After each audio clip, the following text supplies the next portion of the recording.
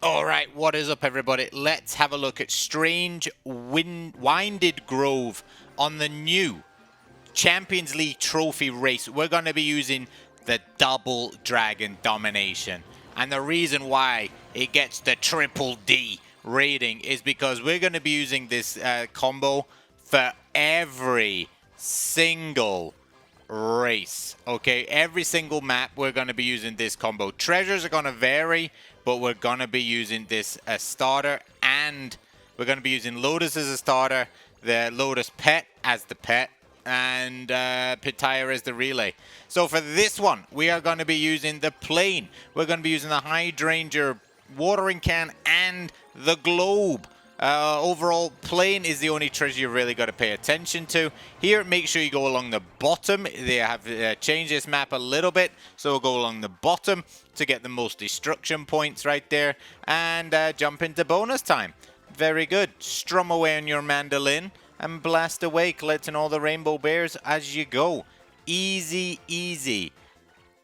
I would say this run is not too difficult compared to some of the other maps, especially Shattered Kingdom. Shattered Kingdom is one for the books, especially if you're going to be using the treasure set that I use. It's a little bit more difficult, but this map, if you ran in the Land's End before they revamped the whole of Trophy Race, you will have had plenty of practice in this map overall. They have changed a few things, but about 98% of it is still exactly the same. Pretty much the timing of the skill is exactly the same. So if you use Lotus Dragon before in this map, you'll be familiar with pretty much everything that's going on. Yeah, as I said, the only thing to look out for is the plane. The plane is a little bit dodgy at times. You know, it's going to pick like pretty bad places to sit. However, I would say it's pretty good overall, especially compared to trying to use it on other maps. Like the second map, the plane can be a bit dodgy, so I've not used it. But I mean, if you can handle the plane, then feel free to use it on the second map as well. But I've not gone for it on the second map. So once again, we're going that little bottom route under there to collect the fairy jelly plus the giant. So we're going to maximize our pointage. I'm still not too sure whether you can forward Lotus. I think you might be able to forward Lotus and still get the last skill out if you wanted to push a little bit further on.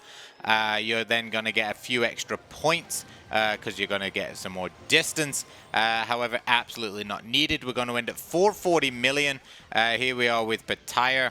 And away we go. I'm going to try and go a little bit along the bottom just to delay the boost and stuff. Doesn't really matter at the end of the day. But yeah, so I would say 440 though with Lotus is excellent.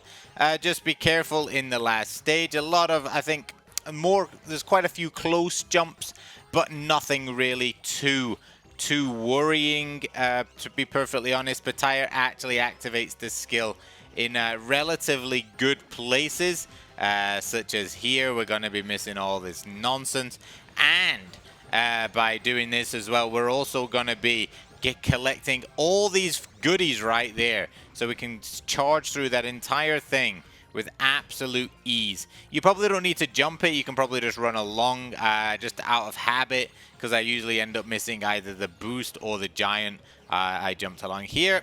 Just make sure you're hitting the giant so you can jump for all the rainbow bears as well. And you should easily make it into the last skill. And we're going to be blasting forward. Here I try to go up a little bit just to make sure I get the most out of the boost. But you're not really going to change much. Do some last minute jumps. 631, nearly 632. So 632, definitely doable. But that is the first map. I hope this is helpful. If it was, think about doing a like, a comment, and subscribing. Until next time, bye-bye.